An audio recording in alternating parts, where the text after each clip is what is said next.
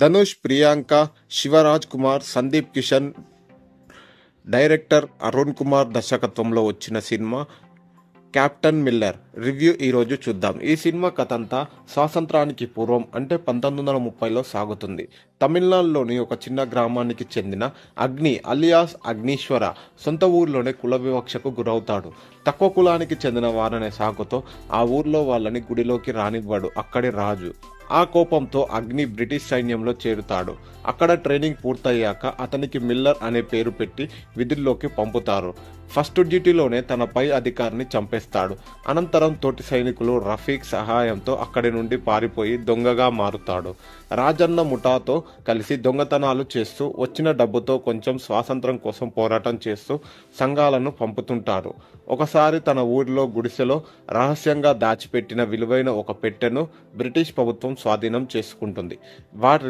వారి నుంచి ఆ పెట్టెను మిల్లర్ దొంగలిస్తాడు. ఆ తర్వాత ఏం జరిగింది, ఆ పెట్టె మిల్లర్ ఎందుకు దొంగలించాల్సి వస్తుంది, అందులో ఏం ఉంది, తన ఊరి ప్రజలపై దండయాత్రకు వచ్చిన బ్రిటిష్ సైన్యానికి కెప్టెన్ మిల్లర్ ఎలా తిప్పుకొట్టాడు, ఈ కథలో భానుమతి శివన్న ప్రాతలు ఏంటి అనేది తెలియాలంటే సినిమా చూడాలి. అంటరానితనం, కుల వివక్షతో నిమ్మ వర్గాల అణిచివేత నేపథ్యంలో తమిళ్తో పాటు తెలుగులో చాలా సినిమాలు వచ్చాయి. కెప్టెన్ మిల్లర్ కథ కూడా అలాంటిదే.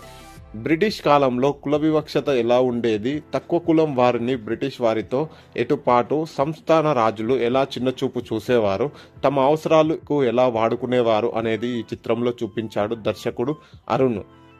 అణగారిన వర్గాలకు చెందిన ఓ యువకుడికి జర్నీ 5 చాప్టర్లుగా విడగొట్టి చెబుతారు. అప్పటి పరిస్థితులు ఎలా ఉన్నాయో తెలియజేసే ప్రయత్నం చేశాడు. దర్శకుడు ఎంచుకున్న పాయింట్ బాగున్నప్పటికీ తెరపై చూపించటంలో పూర్తిగా సఫలం కాలేదు. బీభత్సమైన వయోలెన్స్ కారణంగా కథలో మెయిన్ పాయింట్కి ఆడియన్స్కి కనెక్ట్ కాలేకపోయారు. హీరో ఎవరి కోసం పోరాడుతున్నాడో, ఎందుకు మారిపోయాడో అనేది క్లారిటీగా చూపించలేకపోయారు. సన్నివేశాల పరంగా చూస్తే సినిమా బాగుంది, కానీ ఓవరాల్గా చూస్తే మాత్రం గత సినిమాలను గుర్తుకొస్తాయి. ఈ సినిమాటిక్ లిమిట్లో కూడా ఎక్కువనే తీసుకున్నారు దర్శకుడు. కథ 1930లో సాగినప్పటికీ అత్యాధునిక ఆయుధాలు వాడటం, స్టైలిష్ బైక్లు, గాగుల్స్ వాడటం వాస్తవికతకు దూరంగా కనిపిస్తాయి.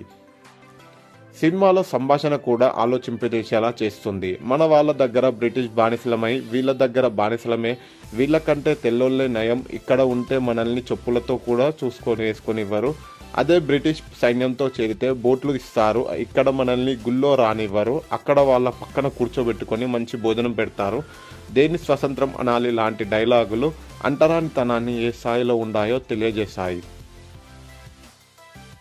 టెక్నికల్ పరంగా ఈ సినిమా అద్భుతంగా ఉంది. సినిమాటోగ్రఫీ బాగుంది. 1930 నాటి పరిస్థితులను కళ్ళకు కట్టినట్టు చూపించారు. సినిమాటోగ్రఫీ సిద్ధార్థ్, జీవి ప్రకాష్, బీజిఎం సినిమాకి స్థాయిని పెంచేశాయి. యాక్షన్ సీన్లు అదిరిపోయాయి. నిర్మాణ విలువలు సినిమా స్థాయికి తగ్గట్లు ఉన్నంతగా ఉన్నాయి. ఈ సినిమా రేటింగ్ 3.5 అవుట్ ఆఫ్ 5.